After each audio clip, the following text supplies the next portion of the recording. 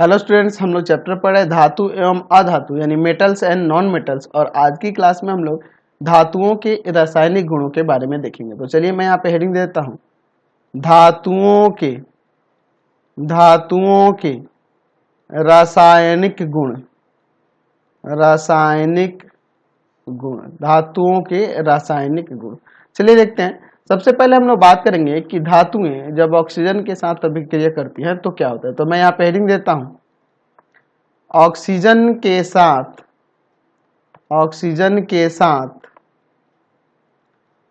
संयोग। धातुओं का ऑक्सीजन के साथ संयोग करने पे क्या होता है। तो मैं यहाँ पर जैसे मैं यहाँ लेता हूँ सोडियम ऑक्सीजन के साथ अभिक्रिया करेगी तो यहाँ पे सोडियम ऑक्साइड बनेगा, देख रहा है ना। तो धातु ऑक्सीजन के साथ अभिक्रिया करके और धातु का किस में बदल जाता है, ऑक्साइड में बदल जाता है। ठीक है, यानी कि यहाँ पे अगर मैं मैग्नीशियम लेता हूँ, मैग्नीशियम अभिक्रिया करेगा ऑक्सीजन के साथ तो क्या बन जाएगा, मैग्नीशियम ऑक्साइड।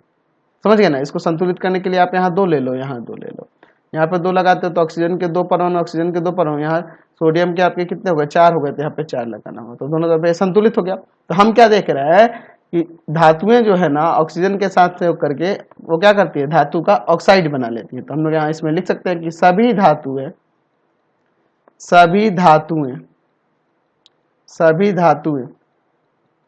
ऑक्सीजन के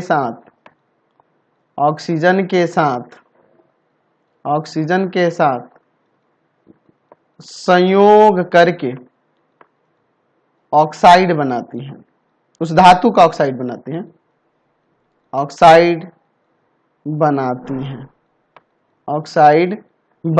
हैं, और याद है मैंने आपको पिछले चैप्टर में बताया था कि धातु के जो भी ऑक्साइड होते हैं वो कैसे होते हैं, भास्मिक होते हैं, भास्मिक नेचर के होते हैं।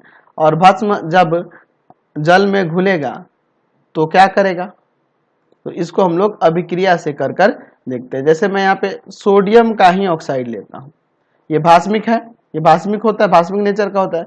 अच्छा, ये जल में घुलेगा तो यहाँ पे क्या बन जाएगा, सोडियम हाइड्रोक्साइड। तो ये आपका एक क्षार हो गया ना जी, जल में घुलेगा तो क्या बनेगा, क्षार बन जाएगा। यानी कि हम लोग जानते हैं ना कि जो भस्म होता है उसके जलीय विलयन को हम लोग क्षार कहते हैं ना जी। चलिए इसको संतुलित करने के लिए यहाँ पे 2 लगा देते हैं। समझ गए, कोई दिक्कत नहीं है। उसी तरह से अगर मान लो मैं यहाँ पे कैल्शियम का ऑक्साइड लेता हूँ और जल के साथ अभिक्रिया करूंगा तो यहाँ पे क्या बनेगा, कैल्शियम हाइड्रोक्साइड बन जाएगा। तो ये आपका क्या है, एक क्षार है। क्षार क्यों कहेंगे इसे, क्योंकि ये आपका एक भस्म है, भस्म का जलीय विलयन है। तो भस्म का जलीय विलयन आपका क्या कहलाता है, जल में घुला हुआ भस्म क्षार कहलाता है ना। चलिए तो हम लोग यहाँ पे लिख सकते हैं ऊपर कि धातु के ऑक्साइड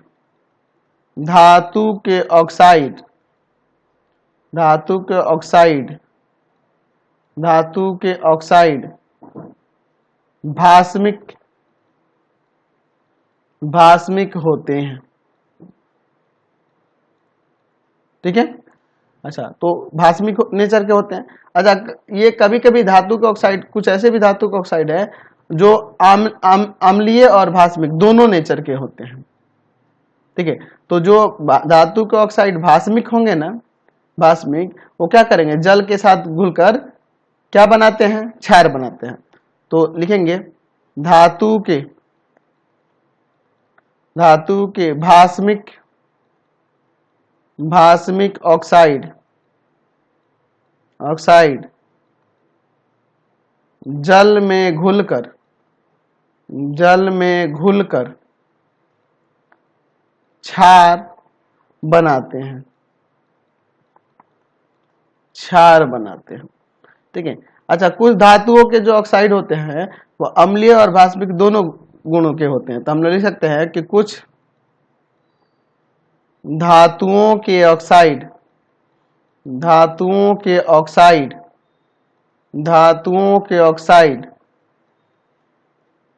में अम्लीय एवं भास्मिक दोनों प्रकार के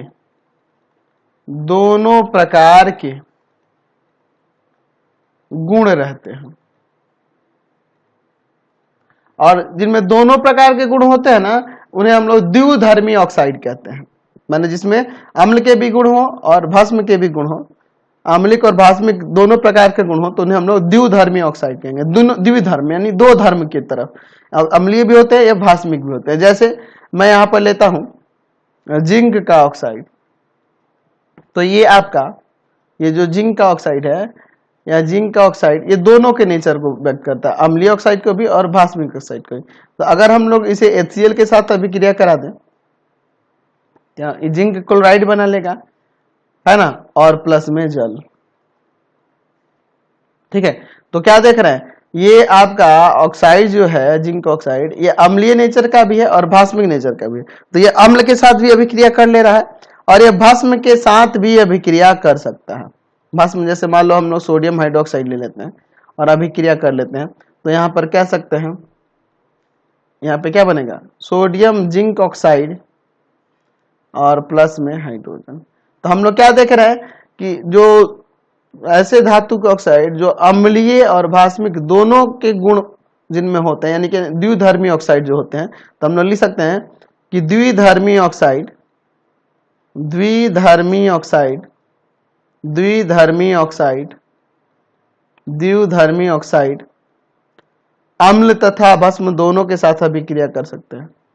अम्ल या भस्म, अम्ल या भस्म के साथ अभिक्रिया कर सकते हैं, अभिक्रिया कर सकते हैं, अभिक्रिया कर सकते हैं। ठीक है, ये जो हमने लिखा है इसे हम लोग ये भी कहते हैं सोडियम जिंकेट भी कहते हैं। ठीक है, इसको सोडियम जिंकेट के नाम से भी जाना जाता है। चलिए अब हम लोग बात करते हैं कि जल के साथ अभिक्रिया करके धातुएं क्या क्या बनाती है। तो हम लोग लिखते हैं पहले जल के साथ अभिक्रिया, धातुओं की हम लोग बात करेंगे, जल के साथ अभिक्रिया करने पर क्या होता है। तो देखिए जल के साथ अभिक्रिया धातुएं जो होती है ना भिन्न भिन्न वेग से करती हैं। कुछ ऐसे धातु होते हैं जो ठंडे जल से करेंगे, कुछ ऐसे हैं जो गर्म जल के साथ करेंगे, कुछ जल के वाष्प के साथ करते हैं। तो चलिए हम लोग अलग अलग इनको समझेंगे। सबसे पहले बात करते हैं कि ठंडे जल के साथ अभिक्रिया, ठंडे जल के साथ अभिक्रिया। हम लोग एक सोडियम का टुकड़ा लेकर जब जल में डालोगे ना तो एकदम ब्लास्ट करे एकदम, और उसके छींटे आपके, अगर आप वहां पे आसपास में हो तो उसका छींटा आपके शरीर पे पड़ेगा तो आपको जला भी सकता है। ठीक है, तो सोडियम जो है अगर ठंडे जल के साथ अभिक्रिया कर सकता है। ठंडा जल लेंगे, H2O मैंने जो लिखा है ठंडा जल लिखा है, तो ठंडे जल के साथ अभिक्रिया करके ये सोडियम हाइड्रोक्साइड और प्लस में हाइड्रोजन गैस देता है।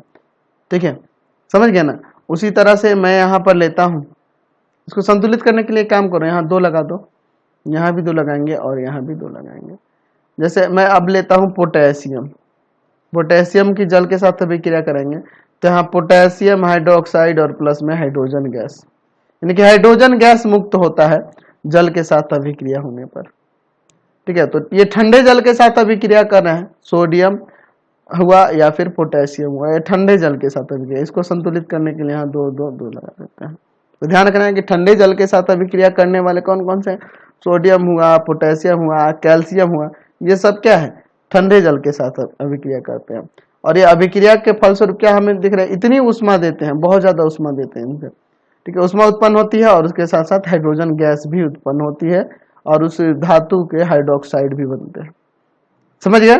चलिए फिर अब दूसरा देखते हैं, जल के भाप के साथ अभिक्रिया, जल के भाप के साथ अभिक्रिया, अभिक्रिया। तो जल के भाप के साथ कौन कौन से अभिक्रिया करते हैं, तो जैसे आपका मैग्नीशियम हो गया, ये जल के साथ अभिक्रिया, ठंडे जल में आप मैग्नीशियम को डाल के देखो वो अभिक्रिया नहीं करेगा, या अभिक्रिया भी होगी तो बहुत ही धीरे, बहुत लंबा समय लग जाएगा। ठीक है, लेकिन यही जल के वाष्प के साथ अभिक्रिया तेजी से करके मैग्नीशियम ऑक्साइड और प्लस में हाइड्रोजन गैस मुक्त करेंगे। उस तरह जिंक की बात करें तो जिंक भी ठंडे जल के साथ अभिक्रिया नहीं करेगा, या अभिक्रिया बहुत ही धीमी होगी, आपको पता भी नहीं चलेगा। लेकिन यही अगर हम लोग जल का वाष्प ले उसके साथ अभिक्रिया करें तो यहाँ जिंक का ऑक्साइड और प्लस में हाइड्रोजन गैस मुक्त। ठीक है, लोहा को भी आप ठंडे जल में डालोगे तो अभिक्रिया वो बहुत ही धीरे होगी, अल्प मात्रा में होगी। वही हम लोग इसके साथ अगर जल के वाष्प के साथ कराएं तो तेजी से अभिक्रिया करता है और वहां पे उसका ऑक्साइड बना लेता है और प्लस में हाइड्रोजन गैस मुक्त करता है। इसको संतुलित करना पड़ेगा। यहाँ पे 4 ले लेते हैं, 8 हो गया, तो यहाँ 4 8 हो गया। चलिए और इसमें 3 लगा देंगे, संतुलित हो गया। तो ये जल ठंडे जल के साथ अभिक्रिया नहीं करती है, ये जल के वाष्प के साथ अभिक्रिया करने वाली धातुएं हैं, समझे। चलिए अब कुछ ऐसी भी धातु है जो जल के साथ अभिक्रिया ही नहीं करती है, चाहे आप ठंडा जल लो या गर्म जल लो। तो हम लोग यहाँ पे लिख सकते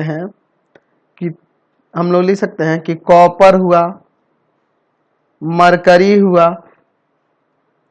टीन हुआ, है ना, सिल्वर हुआ और गोल्ड हुआ, सोना, है ना, गोल्ड हुआ। ये धातुएं जल के साथ अभिक्रिया नहीं करती हैं। गर्म जल भी लोगे, ठंडा जल भी लोगे, किसी से भी अभिक्रिया नहीं करती है, अभिक्रिया नहीं करती हैं, ठीक है। और कॉपर का आप देखे होंगे, कॉपर का जो घर में जो गीजर लगता है ना, अंदर कॉपर धातु का ही इस्तेमाल किया जाता है, क्योंकि जाहिर सी बात है ये जल के साथ अभिक्रिया नहीं करेगा तो टंकी खराब नहीं होगी। तो हम लोग लिख सकते हैं यहाँ पे, ध्यान रखना कि कॉपर धातु के इसी गुण, कौन से गुण, कि वो जल के साथ अभिक्रिया नहीं करती हैं, इसी गुण के कारण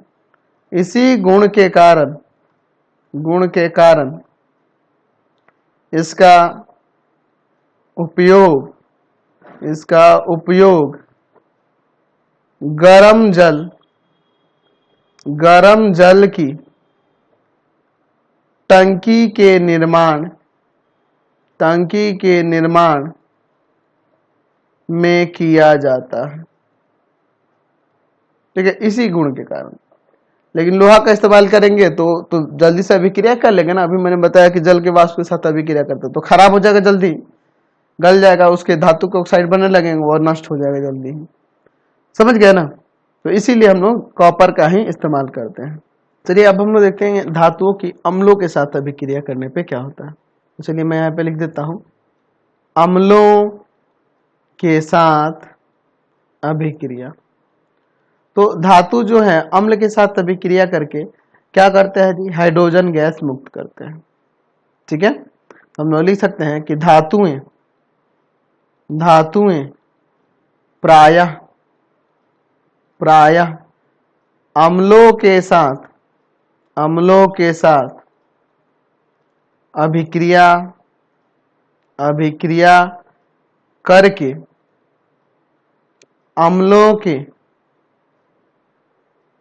अम्लों से हाइड्रोजन गैस मुक्त करती है। जैसे अगर मैं लेता हूं यहां पर सोडियम और HCl के साथ अभिक्रिया करा दूं, यहाँ पे क्या बन जाएगा, सोडियम क्लोराइड और प्लस में हाइड्रोजन गैस मुक्त होगा। जिसको संतुलित करने के लिए यहाँ 2 लग जाएगा, यहाँ 2 लग जाएगा और यहाँ 2 लग जाएगा, ठीक है। जैसे मैं मैग्नीशियम लेता हूँ और HCl यानी अम्ल के साथ अभिक्रिया कर देता हूँ तो ये मैग्नीशियम क्लोराइड बन जाएगा और हाइड्रोजन गैस भी मुक्त होगा। तो संतुलित करने के लिए यहाँ पे हमें 2 लगाना, संतुलित हो गया। तो हम क्या देख रहे हैं कि जो भी धातु होते हैं वो क्या करते हैं, अम्ल के साथ अभिक्रिया करके क्या करते हैं, हाइड्रोजन गैस मुक्त करते हैं। अब देखिए डिपेंड करता है क्रियाशीलता के ऊपर, ये कितना तेजी से अभिक्रिया करेगा तो वो डिपेंड करता है कि कौन सा धातु कितना अधिक क्रियाशील है। तो धातुओं की क्रियाशीलता, या ऐसे कह सकते हैं कि उनके विद्युत धनात्मक गुण के ऊपर भी अम्लों के साथ अभिक्रिया निर्भर करती है, ठीक है। तो सोडियम आपका मैग्नीशियम से अधिक क्रियाशील होता है तो यह अभिक्रिया तेजी से होगी और यह अभिक्रिया धीमे होगी, थोड़ी सी धीमे होगी, समझे ना। तो देखिए ये जो बगल में देख रहे हैं ना, यही आपकी क्रियाशीलता श्रेणी है। देखिए हाइड्रोजन से ऊपर जैसे जैसे आप बढ़ोगे क्रियाशीलता बढ़ते जाती है और ये नीचे अक्रियशील होते हैं, ये क्रियाशीलता इनकी, ये अक्रियशील होते हैं, इसके ऊपर क्रियाशीलता बढ़ती जाती है, इधर आपकी घटती है, ये अक्रिय होते हैं। ठीक है, तो जैसे देखिए ये जैसे सोना की बात करें, सोना ये किसी के साथ क्रिया नहीं करता है, प्लूटोनियम नहीं करता है, सिल्वर भी नहीं करता है, लेकिन यहाँ से हाइड्रोजन के ऊपर जाने पे क्रियाशीलता बढ़ती जाएगी। देखो तो सबसे कम क्रियाशीलता किसकी होती है, लेड की होती है, और सबसे अधिक क्रियाशीलता पोटेशियम की होती है। देखिए अभी मैंने आपको बोला था ना कि सोडियम की अब क्रियाशीलता मैग्नीशियम से अधिक होती है, मैंने बताया था ना। तो ये क्रियाशीलता श्रेणी है, इसमें आपको याद रखना होगा कि कौन से धातु कितने ज्यादा क्रियाशील होते हैं। ठीक है, चलिए तो अगला हम लोग देखते हैं कि धातु जो होते हैं, धातु कि अन्य धातुओं के लवणों के विलयन के साथ जब अभिक्रिया कराएंगे तब क्या होगा। तो मैं यहाँ पे हेडिंग देता हूं कि धातु की अन्य धातुओं के लवणों के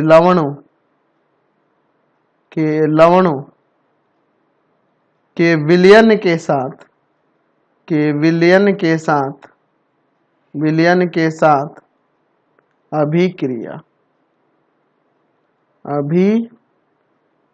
तो चलिए देखते हैं कि धातु जब अन्य धातुओं के विलयन के लवणों के विलयन के साथ अभिक्रिया करेंगे तो क्या होता है। तो जैसे मैं यहाँ पे लेता हूं आपका जिंक और यहाँ लेता हूं कॉपर सल्फेट, तो यह धातु होगा और ये अन्य धातु के लवण का विलयन होगा। जब इसके साथ अभिक्रिया करेगा यहाँ पे क्या बन जाएगा, जिंक सल्फेट और प्लस में कॉपर।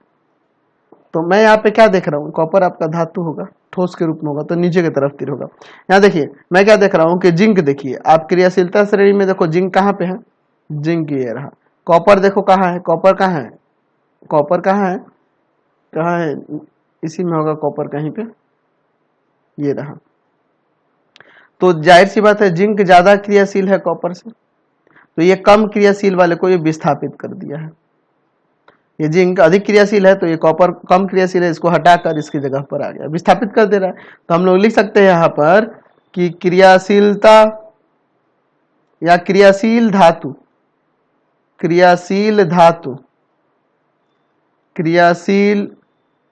धातुएं कर देते हैं, धातुएं अपने से कम क्रियाशील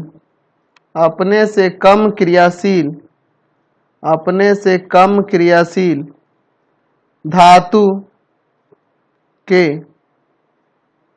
लवण के विलयन से कम क्रियाशील धातु को विस्थापित कर देती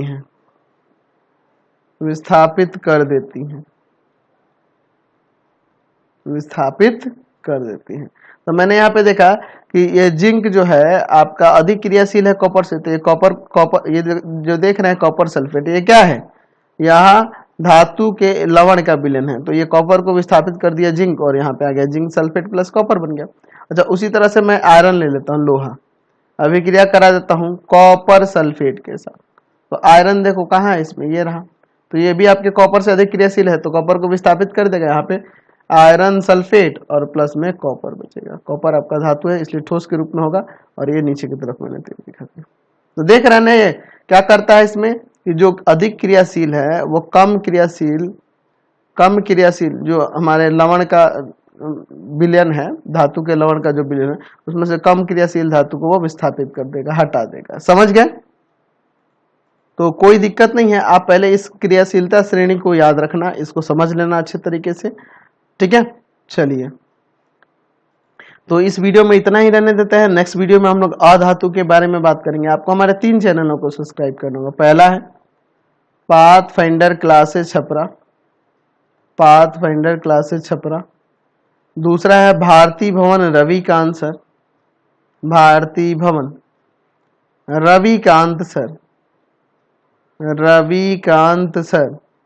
और तीसरा चैनल है रविकांत सर के नाम से। तीनों चैनल को सब्सक्राइब कर लेंगे और इससे रिलेटेड वीडियो के लिए सीधे डिस्क्रिप्शन में जाएंगे। इससे रिलेटेड नोट्स के लिए गूगल पे जाके सर्च करेंगे www.ravikantsir.in और यहाँ पर जाकर आप सभी क्लासेस के नोट्स और उनके पीडीएफ को डाउनलोड कर सकते हैं और पढ़ भी सकते हैं। इंस्टाग्राम और फेसबुक पे जाकर पाथफाइंडर क्लासेस छपरा को लाइक एंड फॉलो करना नहीं भूलेंगे। Thanks for watching the video.